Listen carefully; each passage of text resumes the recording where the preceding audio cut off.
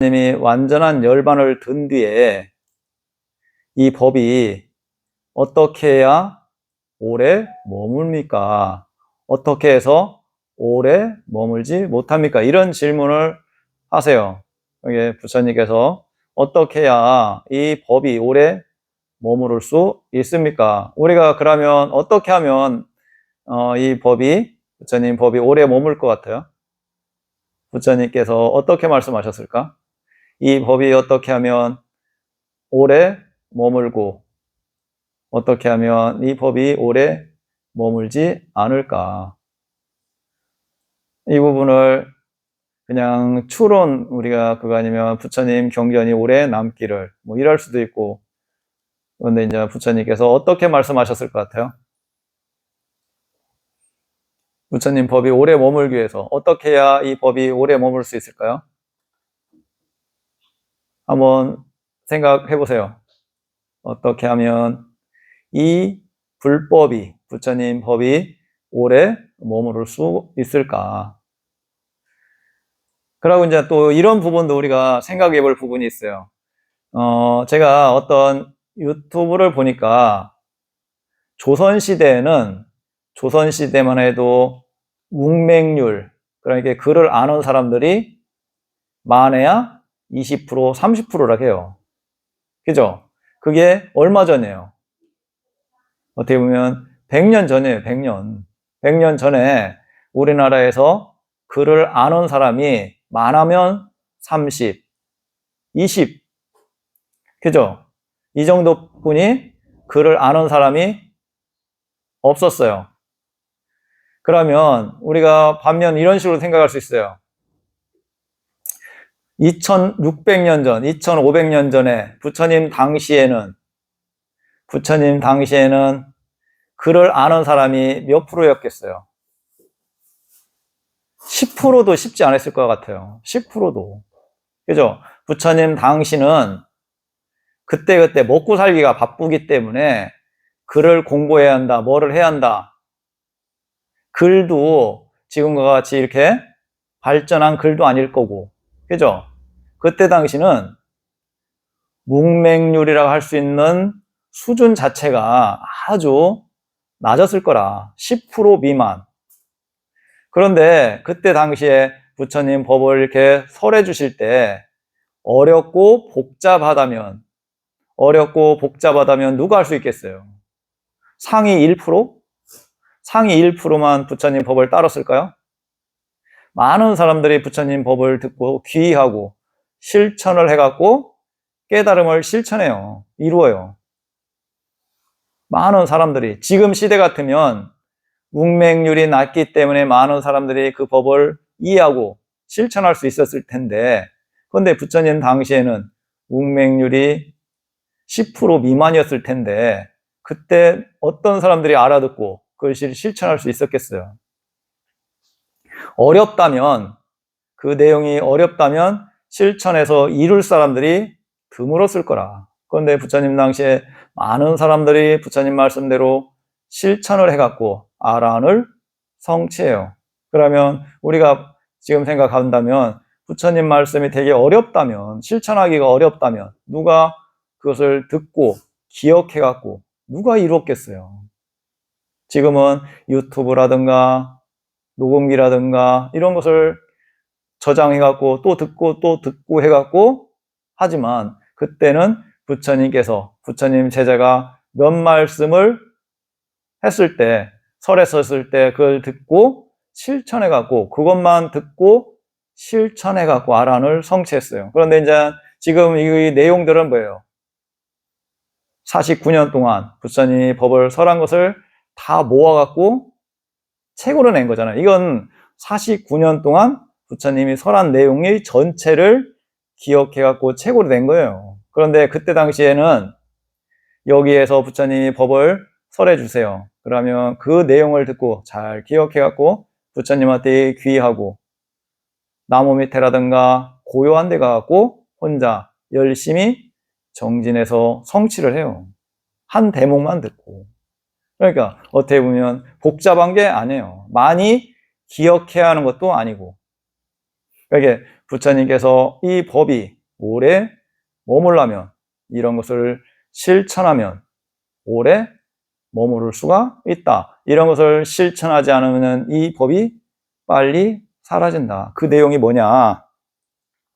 비구들이여, 네 가지 마음 챙김의 확립을 닫고 많이 공부 짓지 않기 때문에 열애가 완전한 열반에 든 뒤에 정법이 오래 머물지 못한다. 이것을 실천하지 않기 때문에 정법이 오래 머물지 못한다게요. 네 가지 마음 챙김을. 그리고 네 가지 마음 챙김의 확립을 닫고 많이 공부 짓기 때문에 열애가 완전한 열반에 든 뒤에 정법이 오래 머문다. 어떤 것이 넷인가? 그러니까 이것은 되게 복잡해요? 쉬워요? 쉽잖아요. 뭐예요? 우리가 하는 신수, 심법, 몸과 마음을 관찰하는 거예요.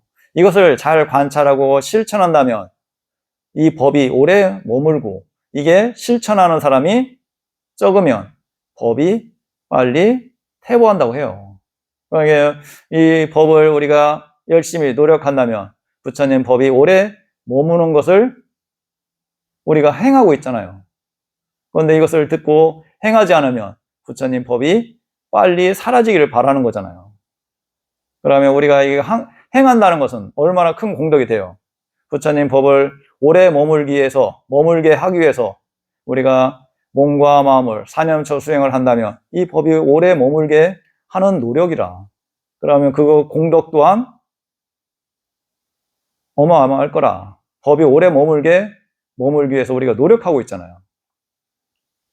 그리고 이 대목만 열심히 실천한다면 깨달음을 성취할 수가 있어요. 많은 것을 기억해야 하는 게 아니고 내 몸과 마음을 신수, 심법, 이것을 어떻게 관찰해야 돼요?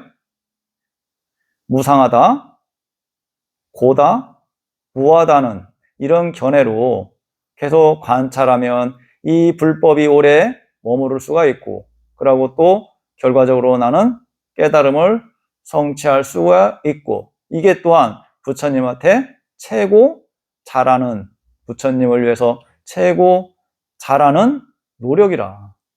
얼마나 멋있어요. 우리가 하는 게 이런 관점인데, 그런데 그런데 이 가치를 이해하는 것은 이것을 오래 실천하고 노력해야 지혜가 성장하면서 이 가치를 이해해 나갈 수가 있어요. 바라문이요. 여기 바라문이 이렇게 질문한 거기 때문에 바라문이요. 여기 비구는 몸에서 몸을 관찰하며 머문다. 세상에 대한 욕심과 싫어하는 마음을 버리면서 근면하게 분명히 알아차리고 마음 챙김에서 머문다. 느낌에서 마음에서 법에서 법을 관찰하며 머문다. 세상에 대한 욕심과 싫어하는 마음을 버리면서 근면하게 분명히 알아차리고 마음 챙기면서 머문다. 이것을 실천하지 않으면 뭐예요? 법이 빨리 사라지고 이것을 실천한다면 불법이 오래 머문다. 우리가 하루하루 조금씩 실천하면 어떤 것을 위해서 실천해요? 이 불법이 오래 머물게 하기 위해서 실천하는 게 되고 또 내 자신은 결과적으로 깨달음을 성취하는 관점이 되고 얼마나 좋아요. 쉽고 그것을 많이 기억해야 돼요. 많이 듣고 뭐를 해야 돼요? 안 그래요. 단순하지만 그것을 계속 실천하고 거기서 지혜를 얻어가는 게 힘든 거지 꾸준하게 실천하는 게 힘든 거예요. 그런데 이제 여기 계신 분들은 대승불교를 많이 하셨잖아요. 그러면 대승불교에서는 염불을 놓치지 않고 끊임없이 노력하잖아요. 여기 계신 분들은 자손들을 위해서, 그거 아니면 거사님을 위해서, 다른 누구를 위해서 열심히 기도를 했잖아요. 염불을 한다든가, 경전을 독경한다든가. 이것을 잘 활용한다면, 내가 매일같이 염불한 분들은 내가 자나깨나 염불을 하잖아요. 관세음보살님이든, 그거 아니면 나무아비타불이든, 석가모니불이든, 이런 식으로 이 기도하는 그 습관을 알아차림으로 전환한다면 내가 끊임없이 쉬지 않고 밥 먹으면서도 연불을 안 놓치려고 한 이런 흐름을 알아차림을 잘 활용한다면 알아차림하기가 되게 쉬워요.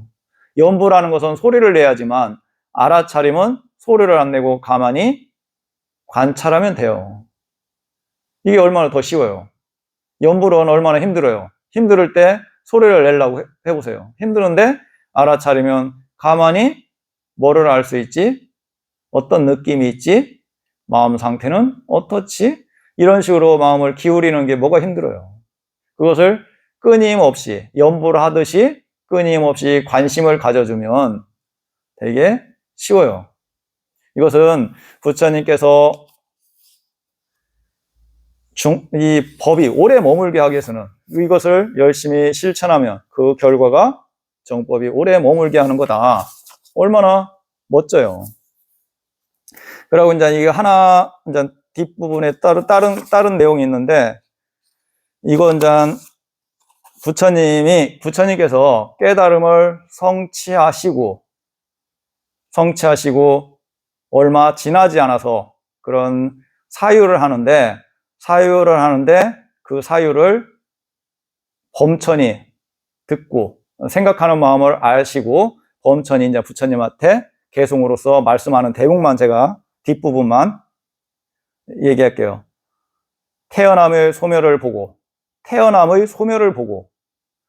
중생을 이익을 위하고 연민심을 가진 분께서는 윤회한 길이 이 길을 아시도다. 그러니까 이제 이 길을 아시도다는 것은 뭐냐면 부처님께서 사념처를 사유하시면서 이 길로서 깨달음을 성취했다는 걸 알고 이제 이런 식으로 이제 사유하는 것을 아신다는 이런 의미에서 이제 범천이 부처님 마음을 보시고서 이렇게 개송을 읊는 거라.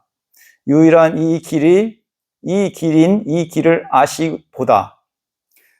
그들은 이전에도 이 길을 따라 저 풍류를 건넜고 미래에도 이 길을 따라 건널 것이며 현재에도 건너도다. 그러니까 미래에도 현재에도 과거에도 이걸로써 성취를 했대요. 그게 뭐예요? 사념처. 신수신법. 이 길이 유일하다고 해요. 부처님께서는 이 사념처 수행이 유일하다고 해요. 여기 이제 그것은 범천은 수명이 되게 길었기 때문에 과거에 부처님의 수행하는 그런 관점도 보셨고 이런 식으로 이제 보셨기 때문에 부처님께서 깨달음을 성취하고 얼마 지나지 않아서 이렇게 사유하는 것을 아시고 그 범천이 이런 개송을 부처님한테 설해줘요. 말씀해요. 다시 태어남의 소멸을 보고 중생의 이익을 위하고 연민심을 가진 분께서는 유일한 이 길을 아시도다.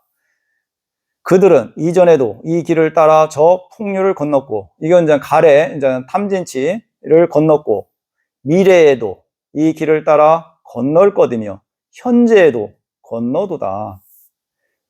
과거, 현재, 미래에도 이 길 외에는 없다. 그게 뭐예요? 우리가 하는 이 사념처 수행이에요. 얼마나 대단해요. 이게 아주 대단한 길이는데 우리는 특별한 걸 뭐를 찾으려고 하고 뭔가를 보려고 하고 알려고 하고 이게 문제예요. 우리는 할 수 있는 한 나는 이것을 몸과 마음을 끊임없이 연불하듯이 알아차림을 잊지 않고 노력해야지. 내가 이렇게 잘 안 되는데 알아차림이 많이 놓치는데 과거에 내가 연불할 때는 어떤 식으로 연불을 열심히 했지? 아하, 그런 식으로 나도 지금 이 알아차림을 거기에 맞춰서 잘 활용해야지. 이렇다면 아주 쉬워요. 저는 이제 예전에 요 알아차림을 하기 전에 주력 수행을 했어요. 주력 수행을 할 때 밥 먹을 때도 놓치지 않고 잠에서도 하려고 하고 이런 관점을 하다 보니까 이 알아차림 명상을 접했을 때 너무 쉽더라고요. 말할 때도 연불하는 사람은 마음속에 연불을 놓치지 않으려고 하잖아요. 그러고 꿈속에서도 그 연불을 놓치지 않으려고 하고 몽중시에도 끌고 가려고 노력을 해요. 열심히 하는 사람들은. 그런데 이것은 가만히 알고만 있으면 돼요. 그것은 마음을 계속 일으키게 하는데 이것은 가만히 알고만 있으면 되는 거니까 너무 쉽더라고요. 그걸 잘 활용하니까 저는 아주 그 알아차림을 유지시키는데 저는 편안하게 나름대로 어렵지 않게 잘 끌고 갈 수가 있었어요. 그러니까 우리가 예전에 했던 게 뭐를 했던 게 경전을 독경하고 사경했던 게 이런 게 헛되지 않아요. 이것을 그런 관점을 잘 활용하는 게 뭐예요? 지혜예요. 다른 게 지혜가 아니고. 그런 걸 잘 활용한다면 아주 쉽게 재밌게 어렵지 않고 이런 나름대로 알아차림이 이어지지 않는 것을 극복할 수가 있고 알아차림이 잘 안 되는 부분을 잘 끌고 갈 수가 있어요.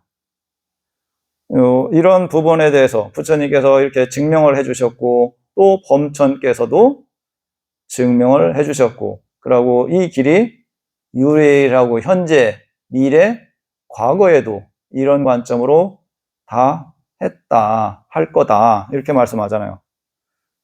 궁금한 거 없으시죠?